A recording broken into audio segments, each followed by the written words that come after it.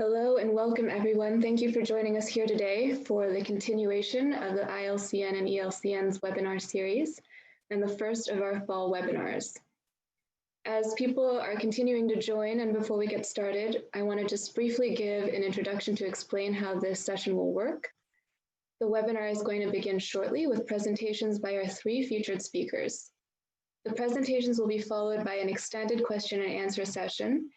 At any time during this webinar, you can type in your questions for the speakers using the Q&A function that appears when you hover over the top or the bottom of your screen.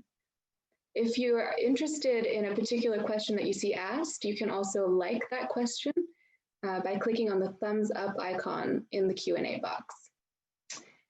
Please don't use the chat function to send us your questions, although you may use the chat box to communicate with us, send us your comments, feedback, or any technical issues that you're having. And finally, this webinar will be recorded and a recording will be available on the website of the International Land Conservation Network on Monday at landconservationnetwork.org. So with that, I'll now turn it over to Jim Levitt, Director of the International Land Conservation Network, to begin the webinar.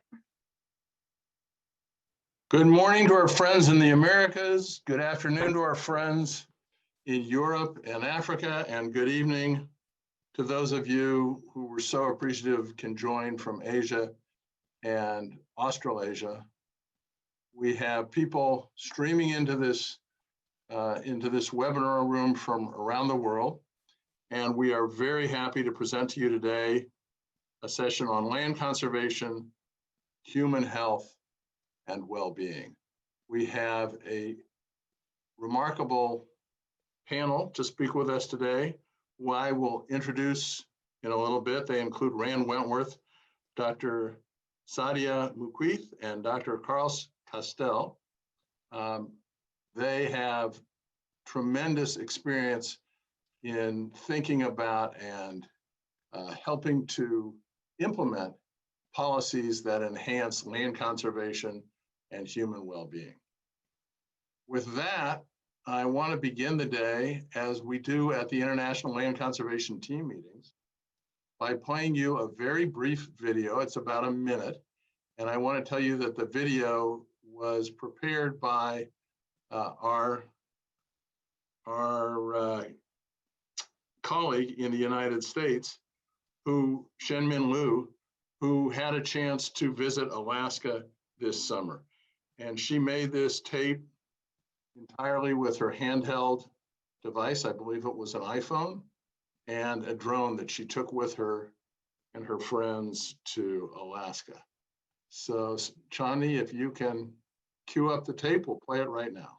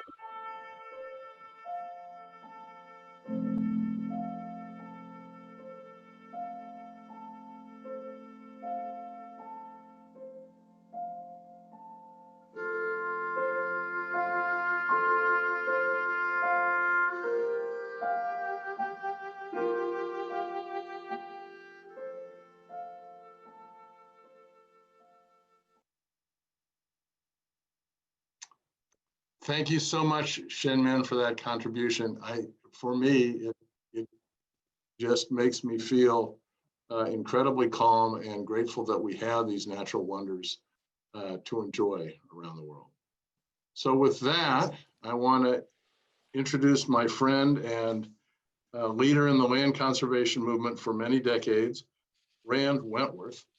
Rand is now the Louis Bacon Senior Fellow in Environmental Leadership and a lecturer in public policy at the Kennedy School of Government. He is also the President Emeritus of the Land Trust Alliance, which he led with incredible tenacity and skill for more than a decade, and has helped to bring the Land Trust Alliance in the United States to be an organization with 1,100 land trusts, 8,000 staff, 16,000 board members, and 4.6 million members in the United States. It is an important voice in the conservation community in the United States, and it's largely because of the skill that Rand and his predecessors and his successors have used to gain consensus for land conservation on a voluntary basis in the United States. Rand cares a great deal about this issue. In fact, he's the one who suggested this webinar to us, and we're very glad to have him here today to talk about the healing power of the land. Rand, the microphone is yours. Thank you, Jim, and greetings everyone around the world. All of us are suffering in one way or another from the COVID-19 pandemic. It's touched every village, every country in the world. But today I'd like to talk about perhaps a more insidious threat to public health, what some researchers are calling a pandemic of inactivity. Obesity, diabetes, high blood pressure, heart disease. So far the pandemic has caused, the pandemic of COVID has caused 1.1 million deaths around the world. But every year, 2.8 million, more than twice that, every year die from obesity. Children are now spending 8 hours a day in front of a screen, perhaps now even more as they do their Zoom lessons. And they're outdoors half as much time as their parents did when they were children. This causes one writer, Robert Pyle, to worry not just about the extinction of species, but the extinction of experience. A New York Times headline announced that sitting is the new smoking. Just 5 hours of sitting uninterrupted is the equivalent in premature mortality to smoking a half pack of cigarettes. So a friend of mine, a doctor in England, William Bird, told me about a medical conference that he once attended, where each of the researchers were presenting their papers on potential new drugs. William told the doctors about Fiderex. He said it was a wonder drug that could cure depression, obesity, heart disease, diabetes, cut in half Alzheimer's and dementia with no side effects. The doctors in the conference were leaning forward. Is this drug available for use? Can we start writing prescriptions? At that point, Dr. Bird responded that it was already available for any physician to prescribe. Fiderex, he said, was regular outdoor exercise. Now, we all know that something good happens when you exercise, especially if you're walking or hiking or swimming outdoors in a place of natural beauty. But now medical researchers are really documenting this effectiveness. And we'll show a couple slides now. Weight control, faster healing, lower stress, reduced ADHD symptoms. And one researcher found that exposure to nature increases calm, next slide, decreases agitation, aggression, and improves concentration, memory, and creative thought. Next. Another study showed that viewing nature in what they called soft fascination caused the frontal lobes of the brain to rest and reduce stress. Next. England, researchers found lower antidepressant prescriptions in the neighborhoods that were closest to woodlands. And in the Netherlands, another study showed that communities with the least amount of green space had 44% more people with depression. And many of you, I'm sure, have heard of the Japanese practice of forest bathing. In Japan, they've People will go to designated places where there'll be medical staff at the entrance. They'll take your blood pressure. You'll fill out a brief survey about your stress level and your mental attitude. And what they found, next slide, is a 5 to 7% drop in blood pressure, a 53% decrease in stress after a 2-hour exposure to forest bathing. Next. So all of this really is no surprise. The experience of our ancestors some 50,000 years ago still echoes in our bones. Living on the savannah, they knew the smell just before a rainstorm. They knew the tracks of animals, the pull of the moon. Our DNA has not changed since when our ancestors walked 8 to 10 miles every day, hunting and gathering. We are designed to be in relationship with the natural world, and without it, we are incomplete.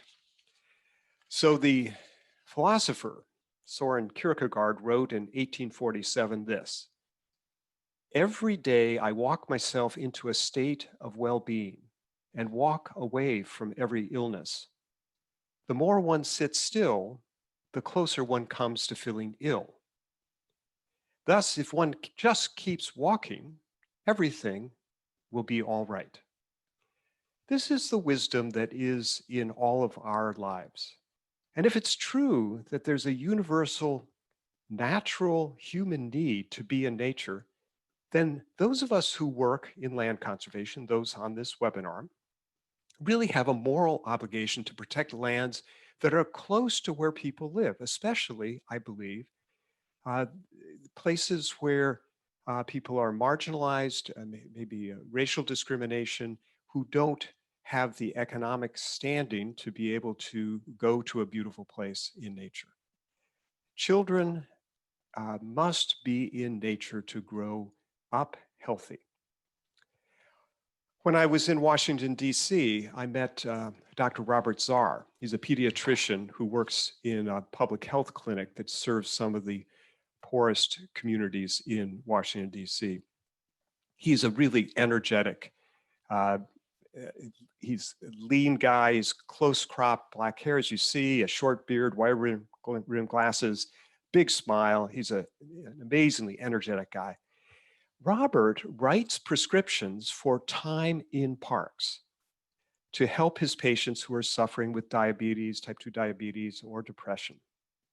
He created a program called Parks RX, prescriptions, and in Washington, D.C., he actually tracked 400 different places that where his patients could have access to nature. He writes his prescriptions based on his patients' health conditions and interests, and he finds safe green places accessible to where each patient lives. And another friend, Dr. Frances Ming Kuo, won a couple years ago the Kellogg Award for her research, really groundbreaking research in ADHD and nature. She took one group of children diagnosed with ADHD on a walk around their school. Just outside, on a city street. She took a second group, though, on a forested trail that had fresh breezes, trees, the sound of bird songs, the ferns fluttering in the breeze. And Dr. Kuo found that the walk in nature, both of these groups had walks, so the fitness level was not what she was testing. She found that the walk in nature was the therapeutic equivalent of a dose of Ritalin or other ADHD medicine at its peak effectiveness. This is an astonishing finding for any parent who is struggling with their child having ADHD. So during the pandemic, we've seen people flock to parks to escape from loneliness, anxiety, depression. And I believe someday, like Dr. Zarr, doctors will routinely prescribe a daily dose of nature, and parents will demand that their schools provide access to nature. Someday also, I think, that we will have health insurance companies here in the United States who will fund prevention as the lowest cost ways to provide health care. Here in the United States, there are over 1,000 land trusts, and each of them have the potential to contribute to public health. One example, in Birmingham, Alabama, the Freshwater Land Trust partnered with public health officials to secure tobacco settlement funds to build parks and trails, both to reduce obesity and reduce smoking. And in Detroit, Michigan, the Six Rivers Land Trust is partnering with the Henry Ford Hospital to build a therapeutic walking trail on the campus of the hospital. And the organization I once worked with, the Trust for Public Land, has taken a national goal that every child should have the right to get to a place of natural beauty, a park, a trail, a nature preserve within a 10-minute walk of where they live. I think this is especially important, again, for people of color, marginalized communities. Together, land trusts have now protected, as Jim said, 56 million acres. But I think the more important metric is how many children have access to that preserve and visit it. This would transform the public support for land trusts in the United States. Well, we are in a double pandemic, a triple pandemic if we take COVID, obesity, and now climate change. And it is intensifying all other health problems: heat stroke, asthma, vector-borne pathogens, respiratory diseases from wildfire smoke. And once again, the worst of these impacts are hitting marginalized communities. So while land conservation cannot reverse climate change by itself, it does have the potential to provide up to 30% of the emission reduction targets from how we protect and manage forests, farms, and natural areas. Well, in conclusion, with annual healthcare costs in the United States soaring above $2.2 trillion, the creation of nearby parks and trails is one of the most cost-effective ways to stem the pandemic of obesity, diabetes, and health disease. Everybody wants their children, their families to be healthy.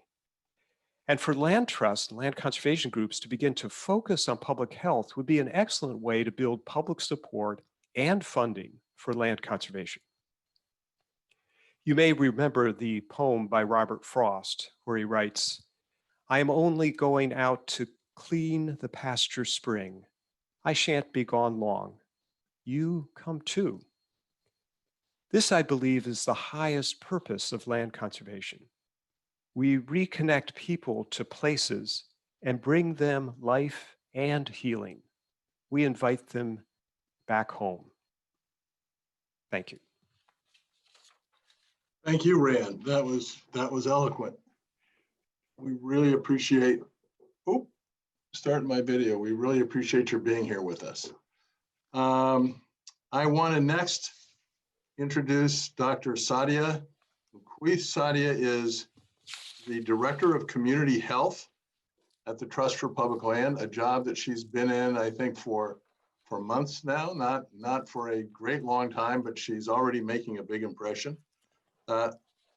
Sadia advances there the interaction between the built environment and nature and some of the themes that Rand just talked about. She came from Blue Cross Blue Shield in Maryland, where she was a strategist in community health. She is a former CDC Public Health Prevention Service Fellow assigned to Baltimore City Health. Baltimore, I believe, Sadia, is your hometown. And she is a returned Peace Corps volunteer from service in Paraguay. She has a BA from Johns Hopkins in public health, her master's in public health from the University of North Carolina in Chapel Hill, and she earned her doctorate in public health from Harvard's T.H. Chan School of Public Health in 2018. So she has a vast amount of experience from which she can speak. Sadia, welcome to our webinar, and the microphone is yours. Thank you so much, Jim, and to your entire team for helping. And I imagine you've said the word public health a number of times there, so appreciate that. So thank you also, Rand. You just so eloquently shared a little bit about the relationship between health and green space and nature specifically. So I'm going to go ahead and get started. Next slide, please. I work for the Trust for Public Land, and we create parks and protect land for people, ensuring healthy, livable neighborhoods for generations to come. And our commitment to that work is around these three pillars that you see around health, around climate, and equity, with placing community at the center of that conversation. Next slide, please. Next slide, yeah, great. Next, as I talk about this, I'm gonna refer to all of these different terms around nature, remote forest, green space, under the umbrella of, next slide, parks. And we'll use that language as a stand-in to really encompass all of it. Next slide. So when we think about health, often we think about the doctor's office, we think about probably COVID-19 now, we may think about a hospital, but health is more than that. It's the complete state of physical, mental, and social well-being, not merely the absence of disease. Next slide. And next. But community health is actually a very unique perspective in public health, where it's a multidisciplinary process and it's collaborative, really looking to work with communities to think about quality of life and health and as they interact with each other. Next slide. We see that there are significant differences in the way that we've often thought about health, dealing with it as a very downstream effect, but that there's opportunity to move even farther up in terms of addressing the community conditions, the laws, the policies, and the actual physical environment and the conditions we live in. Next. Because that really gets to this conversation around the different types of interventions that we have. First and foremost, we have interventions like coaching, so engaging people and coaching them around getting more physically active. And this is called the Health Impact Pyramid, developed by Tom Frieden, former CDC director. But he argues that there's an opportunity to change the default setting that we live in, so towards the bottom, that would have a far greater impact on the communities and on our general health and well-being. And often these are driven by those socioeconomic factors. Next. And that's where we see that parks really play a role, that they are determined often and interact with socioeconomic factors, but that if we're able to leverage nature and parks to change the default setting, we can ensure that we're reaching a far larger population. Next slide. This is called the social determinants of health. These are the conditions we live, learn, work, and play in that affect a wide range of risks and outcomes. And in the US, we often say that our zip code is a better predictor of our health outcomes than our genetic code. Next slide. So green space or nature and parks have a really key component of that. As Rand mentioned earlier, Professor Kuo produced sort of this pathway, time spent in and around nature, and all of the potential benefits around health outcomes that it could possibly have. I apologize, it's a bit small on my slide, but we'll make this available later. Next slide. And Professor Howard Frumkin looked at a research agenda capturing all of the different varieties of outcomes as well in his 2017 paper. Next slide. And at the Trust for Public Land, we categorize this in sort of 4 different components. First is physical health. So epidemiologic research has found that inverse relationship between park investment and all-cause mortality with the analysis of over 30 years of data. And they found that within the US counties, that $100 increase in per capita investment in parks and recreation was associated with a decrease in 3.5 deaths per 100,000, suggesting that parks and recreation can be used as a broader public health intervention. We also know that greenness studies that measure normalized difference in vegetation index have an inverse relationship with heart disease and stroke outcomes. And these are some of the leading causes of death in the US. But living closer to parks ensures that we're also, there's an increased likelihood of being more physically active. And globally, we know that inadequate physical activity is linked to diabetes, hypertension, and obesity. But physical activity also has significant effects for children in terms of reducing the risk of depression, as well as older adults by delaying the onset of cognitive decline. Next slide. We also know that nature and access to proximity to nature improves worker productivity, it reduces stress, it improves school performance, which is a big determinant of long-term health outcomes. And physician-diagnosed depression was 33% higher in residential areas with the fewest screen spaces compared to those with the most. But we can also turn this into a facet of dollar amount. Professor Buckley out of Australia and a team of researchers assessed the link between park visitation and mental health care dollars, identifying a quote unquote conservative estimate that park visitation actually saved about $6 trillion globally in mental health care costs. One of the facets of this is that psychological benefits of green space are positively correlated with an increased diversity of plant life. So it's not just about the space and access to the space, but the quality of the space as well. Next slide. And in separating mental health and social well-being, we know that a study found that 27% of the perceived capital was attributable to differences among parks in cities.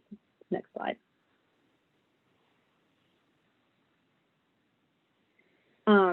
There are, of course, numerous environmental health benefits, both from heat-related illnesses to urban heat island effects, as well as improvements in air quality. Exposure to particulate matter or ozone was associated with increased risk of preterm birth and low birth weight in over 80% of studies. Next slide.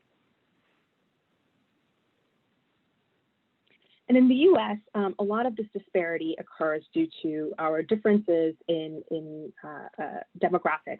But those demographics, and often that's by race, is really a proxy measure for structural racism. And this is sort of definitions of structural, institutionalized, personally mediated, and internalized racism by Professor Kamara Jones. Next slide. And that the historic decision-making has contributed towards today's health inequities. Next slide. We did a study of that decision-making or the implications of those factors at the Trust for Public Land by looking at park disparities in majority non-white neighborhoods, which were found to be half as large and served nearly 5 times as many more people as those in majority white neighborhoods.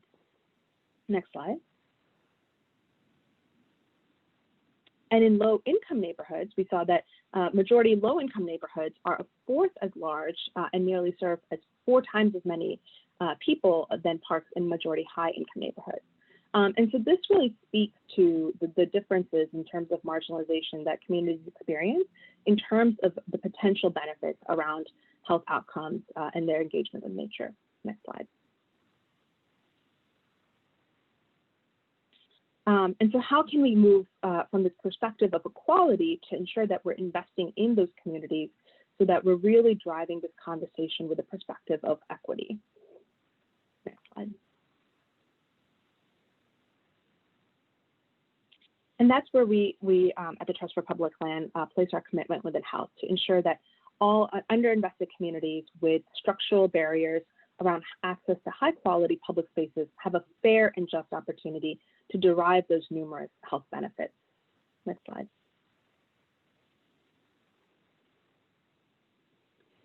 We saw this come to light in a far more amplified way during the pandemic. So first and foremost, we know that the COVID-19 is far less likely to spread in the outdoors based on research out of Japan and China. And we know that in the pre-pandemic context, we had social isolation was an increasing epidemic within the United States, particularly among older adults. Of course, the sedentary lifestyle, but there was also a focus on the need for improved mental health resources, as well as the power differentials and the inequities we saw within our society. And in that context, what happened was that the pandemic actually just amplified the entire those experiences and those health outcomes. And those vulnerable communities were far more likely to be affected by that context. Next slide. We saw that people turned to parks. One of our reports found that in Dallas, where park employees monitor usage, found that visitation rose from 30% to 75% in the month of March alone, when we started experiencing tighter measures around social distancing and physical isolation. Next slide. And we conducted a series of interviews with park directors, understanding that context and trying to understand specifically what challenges they face. First and foremost, they shared that parks mattered to the public health, as we saw from the previous increase in usage, and that they were also a part of the public health response here in the United States, that park spaces and park staff were involved in ensuring that food security was supported, for example, for older adults. We found that parks needed additional resilience planning for long-term challenges such as the COVID-19. I believe the word unprecedented was used a significant number of times in this context, and that consistent guidance mattered in terms of how to engage and how to support parks and green space. And finally, one of the things that we found in that engagement with those park directors was that it was really a collaborative process in terms of communication that allowed them to respond in an effective and efficient manner. Next slide. So in all, what does this mean? It means that parks are, first and foremost, a part of our public health infrastructure, and they are essential to a community's health. And in order to build resilience, that we really need to prioritize equity and justice in this work. And while we know that 100 million people do not have park access in the United States, the quality of that access and inclusiveness of that access are also key components to advance. And that means investment, equitable investment across our areas for everyday places and views, because people need to encounter them in places that they live, learn, work, and play. And in order to do this, we need to ensure that we are tying our people to the land, that this is not an independent and siloed effort, but that this is one that is engaged with and for communities. Next slide. And in order to do that, I propose that we do three things: drive evidence-based action, boost community partnerships, and change mindsets. Next. So that we can all have increased access to high quality parks, increased usage of parks, and increased support and stewardship for parks. Next. So that we can all live in healthy, livable communities for generations to come.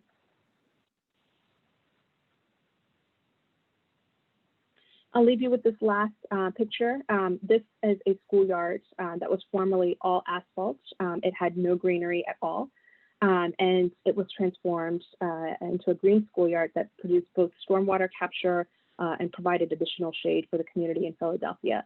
But in addition to that, another unexpected outcome came out of this story in Southwest Philadelphia, that the principal found that before and after this schoolyard was built, the rates of suspension went from a significant amount in this elementary school, around 32, to nearly 0. That children need access to this outdoor space, and that parents were more likely to stay after dismissal to enjoy the company of other parents so that they could engage in deeper conversation and build more community. And I believe that this is really what we are moving towards, a pro-social, pro-nature environment where everybody can benefit. Next. Thank you so much, and I look forward to the discussion. Great, Sadia. Thank you so much. We got a question during your presentation that hit home for me. It was from Lauren Schwartz, and she said, "I'm hoping that this presentation will be available after this event. It's very useful information for land trusts." And I want to assure everybody that we are recording this and we will post it on the International Land Conservation Network website, which is landconservationnetwork.org. I know that I want to share all of this information with my colleagues at Lincoln who are working on equity issues related to land. I thought, Sadia, you really expressed the issue, as did Rand, very concisely and very well. So the next guest that we have is Carlos Castell. Carlos is our very highly experienced expert on this issue from Europe. He's head of the Natural Areas Department in the Barcelona Provincial Council. Carlos has a PhD in ecology and a master's in environmental management from the Autonomous University of Barcelona. He has taught, he has done research, and he has joined the Provincial Council actually back in 1994, where he develops research, he monitors and manages programs related to conservation. And I have to say, if that's what you've been doing for the last 25 years, Carlos, you've been very successful, because Barcelona has an amazing array of recreational resources and parks that really didn't even exist back in the mid-1970s when Spain transferred its government towards democracy. So congratulations on must have been a very productive career. Carlos is also active in Europark Spain, where he was the president in 2013 and 2017. And he is a member of the Commission of Health and Protected Areas in the European Federation of Parks, Europark. So Carlos, with that introduction, we're delighted to have you with us. The floor is yours. Thank you very much, Jim, and thank you very much to the organizers of this workshop. It's a pleasure and a big honor for me to share this workshop with the panelists, really very high level, and I hope that our experience and our presentation will be of interest for all of you. So I will explain the story from the other, starting a little bit from the other part. This is from parks going to health, but at the end we are talking about the same, about the importance of contact of people with nature to ensure health and well-being. And I will give a perspective born in protected areas and parks in our region, in Spain, in Europe, in the whole world. And I would like to explain you a little bit about the main features of this journey that we have done last decades, from moving just from conservation to take into account these really keystones about health and well-being that nowadays I think that are very important and constituent part of the goals of protected areas and parks around the world. So if we can start, please, next slide. So as my colleagues and especially Sadia already said, so thank you very much for that really interesting presentation about health and well-being. If we take the determinants of overall health made by the World Health institutions, we can see that more than 80% of the determinants are outside of medical care system. So at least half of the determinants are related to our habits, our behaviors, and around quarter, 20-30%, depending on the countries, are related to our direct environment, our day-to-day. This means contact with nature. And we have to say that many of behaviors like physical activity are also directly related to our environment. So physical activity is higher when we are surrounded by by nature. So this means that many of the determinants are directly related to environment and to nature. Next slide, please. From conservation point of view, this concept related to health and human well-being have been incorporated to what we call the framework of ecosystem services. This is on the left. We can see the box related to ecological system with the support given by biodiversity, by ecological processes, etc., that give different kinds of services, provisioning, regulating, and cultural, that are directly linked to our constituents of well-being. This means security, this means social relations, and this means health. That's what we are talking about today. So these benefits that we obtain from nature, these ecosystem services, are absolutely necessary for our health, for our well-being. So what's the problem is that this socioeconomical system we have on the right that are benefiting from nature, at the same time we're pressuring and impacting, as you can see down, and what we are doing is decreasing, as you know, and degrading biodiversity, ecosystem, ecological processes, and ecosystem services. And at the end, what we are doing is decreasing these ecosystem services that are directly related to our well-being. So we are breaking this virtuous cycle that is so important for us. Next slide, please. You know perfectly the dynamics so bad that we have, since we have records. This is one of the longest that we have. This is the Living Planet Index, that it's already 50 years going on, and it's showing a decrease in a biodiversity index calculated through 4,000 species of vertebrates around the world, more or less. You can see that more than 2/3 of biodiversity has been lost during last 50 years because of these pressures and impacts of our socioeconomical system. Next slide, please.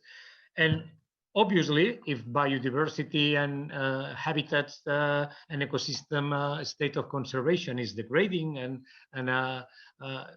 because of ecosystem services depend absolutely on this biodiversity and this natural system, ecosystem services are also decreasing during these years. This is the report that was presented last year in Paris of the International Panel about biodiversity and ecosystem services. And we can see that all the services related to natural processes, related to regulation, this is protecting us from natural risks, related to climate change control, related to cultural services, this means health, this means well-being, are all decreasing. Only provisioning services are increasing. This means that we are asking for more and more and more to nature, for food, for water, for any kind of products. And because of this, what's happening is that the rest of services are decreasing and having really a very strong impacts on our society and our well-being. Next slide, please. So this is just an example, because we are in this pandemic situation. One of the regulation services given by nature is the zoonosis control. So if ecosystems are well preserved and biodiversity is more or less intact, that biodiversity is controlling a viral load through different mechanisms at different levels of relationship between species, some interspecific relationship like population control, diluting the effect of a viral load through interspecific biodiversity, or buffering the possibility of this viral load to go to other species. But when we alter and we degrade and we simplify natural system, what's happening is that loss of biodiversity is weakening ecological processes, and it's really easy that this high viral load that exists in nature. We have to think that there are around at least 1 million viruses in nature that can jump into human beings. This viral load passes to vector species that can be different ones. We know about bats, but then some domestic species. At all, at the end, they contact directly with humans, and that's when this zoonosis, this pass from pathogens to humans occurs, and then the dispersal is really very quick due to globalization and our way of life. So next slide, please. This is what happens what happened in some pandemics of at the end of last century. For instance, the virus Hendra in Australia, because of new urbanization very close to right in the middle of forests, of tropical forests in Australia, and in that case, horses were the intermediate species for viruses passing to human beings. And the example of Nipah in Malaysia, in this case, was not urban areas, but farms. And in this case, bats passed the viruses to pigs, to porcs, to domestic porcs that were the vector species to human beings. So in all the cases, it was because of the destruction of nature and contact of a human being with this wildlife without any protection by ecological processes. So next slide, please. So we can say that the relationship between natural areas, nature, and health, all my present colleagues has deal with the mechanism and the effects. Just say that there are two big groups of functions. So some preventive functions of nature that daily contact with nature is improving our general state of health. Our prevention for against the diseases is higher. And there is another one that is related to healing that Ryan explained in his wonderful presentation. Is more therapeutic, because in many disorders like all those they explained before have been shown to be really very effective, complementing clinical treatments, improving health. Mechanisms are really many complex and different, but related to reducing environmental factors that may cause damage to our health, like pollution, noise, heat, and related to restoration after stress, relating to the relationship between our microbiota and the biota in the ecosystems around, in increasing and benefiting our immune system, increasing physical activity, etc. So there are many and complex mechanisms through which nature is acting in our health for benefiting it. Next slide, please. So just some examples of our toolkit in the Europark Federation related to benefits of park and protected areas for nature. All that things have already been said by the other panelists, so I will just escape and go to the next slide.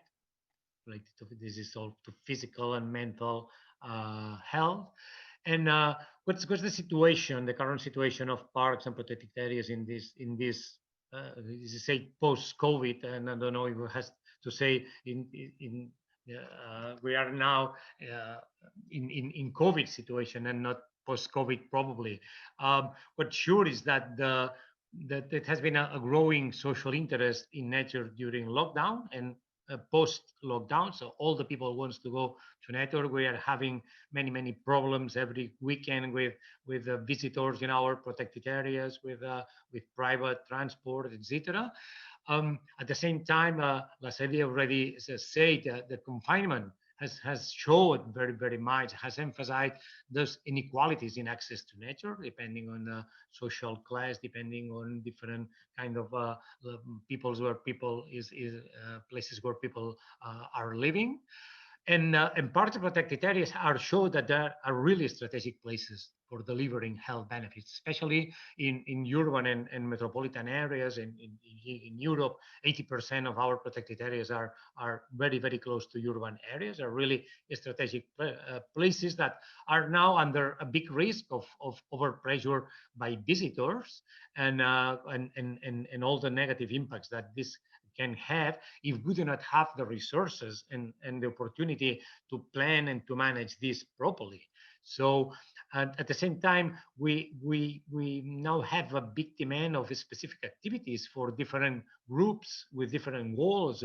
This is related to balance and to reduce inequalities in access to nature. So we are working very much for universal accessibility to protected areas, to bring people to nature and to bring nature to people, to because is the only way to reduce inequalities of these benefits from nature to people. But for this, we need a completely new framework. So we need more resources. We always are asking for resources. We need more money. We need more people. We need many different kind of technical, even legal resources. But we need as well very strong alliances and strategies with different sectors. Health sector is one of them, but many other ones. At the end, our goals are the same ones. So we have to plan, we have to develop and communicate our programs and our projects for people and nature. So next slide, please.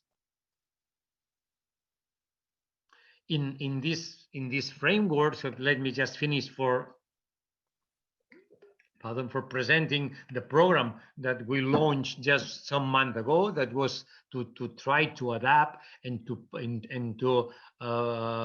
push and to set up the program Healthy Park, Healthy People that appeared many years ago in Australia. So we are trying to adapt in the Europark Federation this program to the socio-ecological situation in Europe. So trying to develop the contribution of European parks and protected areas to health. This is the program. Next slide, please.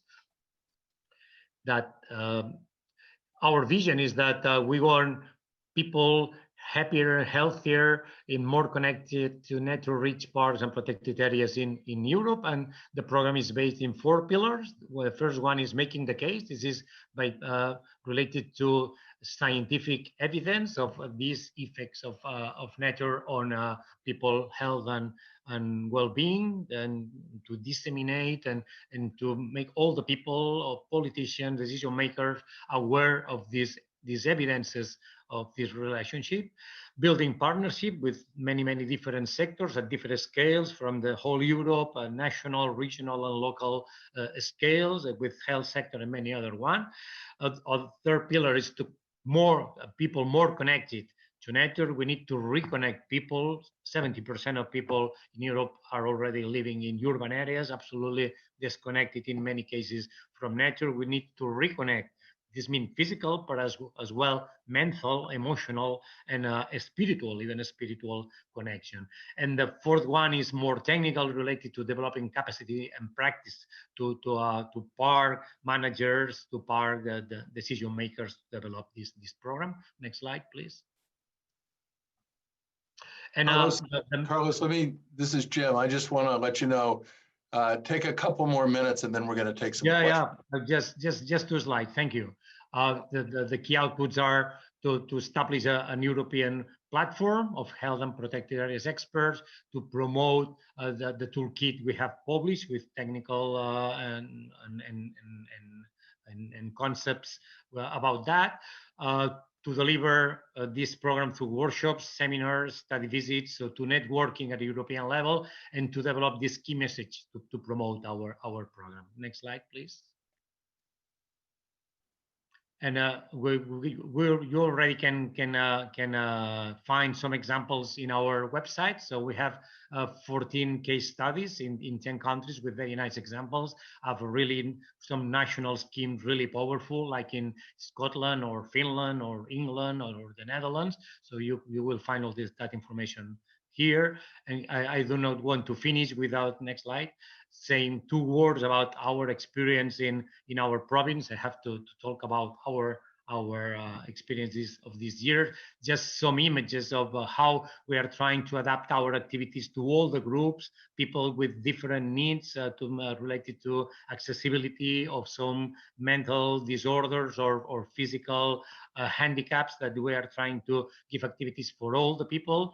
And then last slide, we are starting to work with some municipalities in green prescriptions. So ground practitioners are prescribing visiting peri-urban parks with groups of people with mental disorders or with chronic pain, and we have now some groups that are having these trails, these nature trails for health weekly, and we hope that we'll be able to spread this in many municipalities and many parks.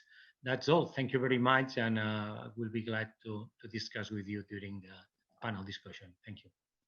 Thank you, Carlos. That was a very interesting discussion, and actually, you anticipated our first two questions. One is from Lisa Cashdan in Vermont, and another from an anonymous attendee that I'm going to read together. Can you please share examples of healthcare funding sources that have gone into park development or improvements? That is, how do you find the financing that is particularly related to these healthcare issues?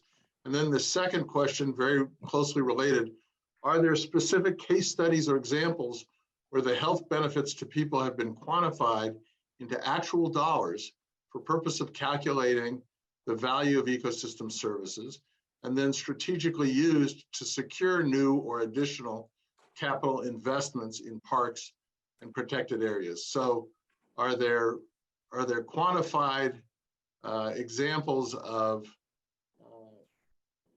potential ecosystem benefits that have yielded financing?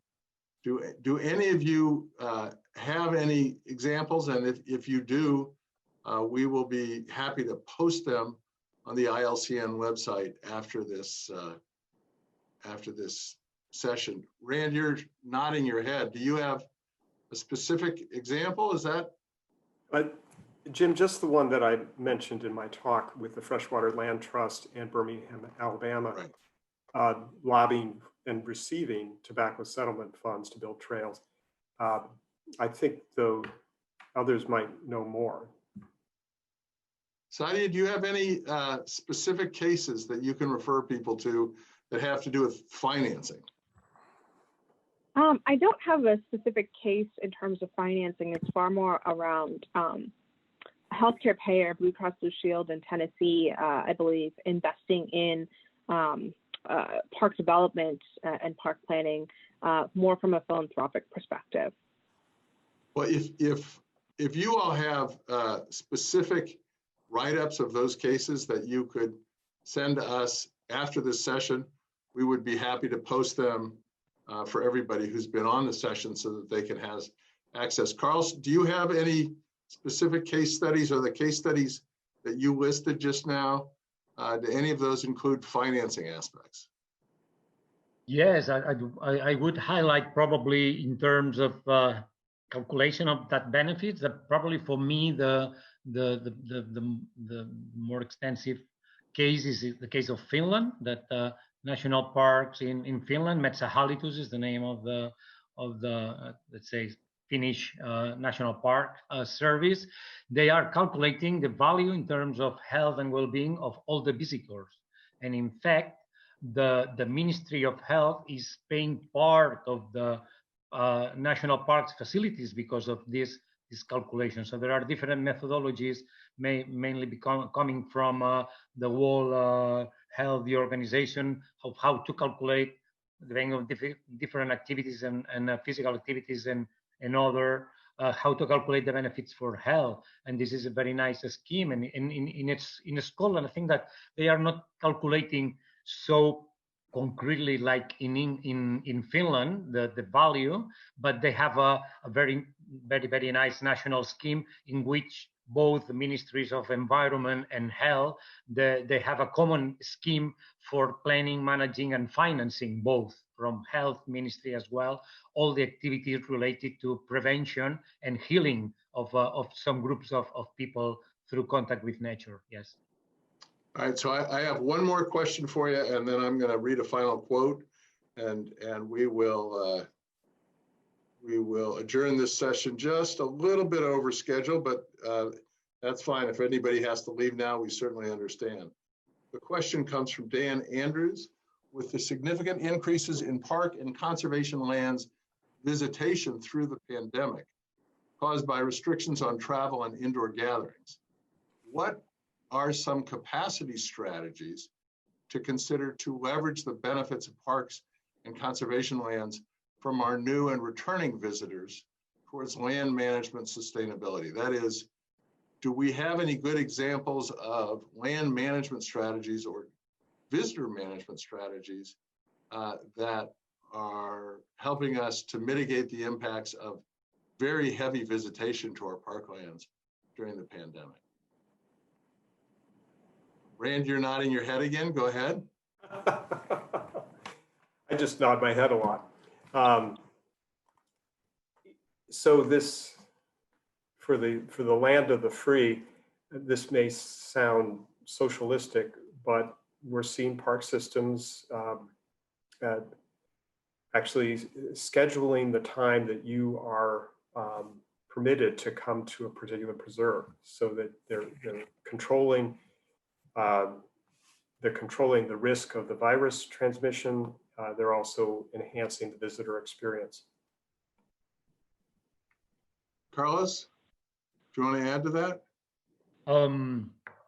Well, as far as I know, in different countries in Europe, so we all have the same problem. So doubling the number of visitors in the post lockdown scenario, and in some cases this means maybe 10,000 people up to 20,000. This can be not very much, but in our case, we're talking maybe of doubling from 4 million people in one natural park and close to Barcelona to 8 million people. So this is quite a lot. So these weekends we are closing the parks after some hours, because parking areas are completely crowded and we have no capacity. We are now in the moment that this is the capacity for attending visitors because of the infrastructure. This means roads, access, and that. So just policemen closing parks in the entrance because it's completely crowded in this season that is very well known in our country for peaks of visitors. So we are is the situation that we have year by year, but double a number of people. And I think in some other urban areas of Europe, the situation is quite the same. So we will have really a huge deal with that this month. So I just want to point out two things. One is how important this exchange is between Europe and North America and South America and the rest of the world, because the learning on this in managing visitation and everything else is definitely going in multiple directions, and we're so happy to have your perspective. I can add one more thing towards that, Jim. Yeah. Oh, I'm sorry, Sadia. Go ahead, please. When we did the interviews with the park directors, they were saying that their Tuesday mornings were as busy as their Saturday afternoons, similar to what Carlos was saying, and that what they leveraged was actually saying if your name is from like A through L, last name begins with A through L, show up on this day versus Monday, Wednesday, Friday versus like Tuesday, Thursday, etc. for M through Z or Z. And one of the other things is actually how they manage the space. So instead of making trails in order to control for closeness or any sort of packing in of people, that they started making trails completely one way and navigating that management through that way, and placing people from the park staff across those trails. That's very helpful. I think there's a lot of sort of on-the-spot creativity going on to manage this this incredible crush of people. So I want to close with a quote from somebody who really inspired us several months ago to start getting involved in all of this, even before Rand came to us. It's a young woman named Shelby Sims, who manages the Trust for Public Land office one of them in New England. I think it's in New Hampshire. And Shelby actually introduced me to Sadia, so I appreciate that.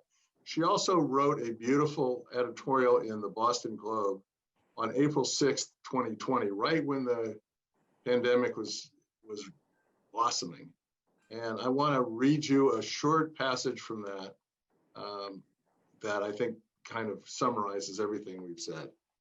In more normal times, spending time outside is critical to mental and physical health. Neighborhoods with parks aren't just healthier, but safer too, from rising temperatures, from crime, from extreme weather, even when recovering after natural disasters. Of course, these are not normal times. The scaffolding on which we built our busy daily lives comes down. Schools, places of worship, jobs, and travel have shut down or moved online. Local officials are making the difficult but often necessary decisions to limit or even close parks and open spaces to flatten the curve of COVID-19. While all the places we go to connect with our communities could be closed for who knows how long, we become aware of how important these places of connection are. But just as I've never been more grateful for my local parks and public land, I've also never been more acutely aware of the costs to the many communities around New England and across the country that don't have access to self-welcoming outdoor places, not just during emergencies, but all of the time. It's moments like these that stretch our social fabric to its limits and reveal its holes. In too many communities, parks, and accessible natural areas, this is still considered a privilege when they should be a right. But our country's long and continuing legacy of racist policies, most often vestiges of redlining policies from the 1960s, which isolated Black and brown communities, as well as biased investments that resulted in smaller or lower quality parks being built and maintained in these neighborhoods, means that not everyone has equitable access to parks and public lands. And then she basically goes on to say, we must get in this all together. We must address the situation. This is about the future of our world. So with that and all of your really excellent contributions today, I thank you. I thank all of the participants for coming and listening to this discussion. And we look forward to seeing you on our next webinar sometime, I believe, in the next month. So with that, I will adjourn the session and we will post the cases that we promised to post on our website.